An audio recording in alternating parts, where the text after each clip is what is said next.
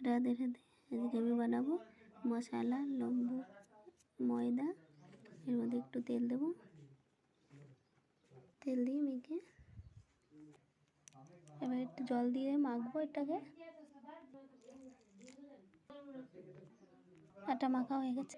এবার লবণ, জিরে, লাল মির্চি পাউডার, হলুদ আর এটা ধনে পাউডার, একটু হিং, সব মশলাগুলো একটু জলের মধ্যে ভিজিয়ে রাখতে হবে 2 মিনিট। এবার আটার গুলিগুলো বানিয়ে নিতে হবে, একটা রুটির মতো বেলে নিতে হবে।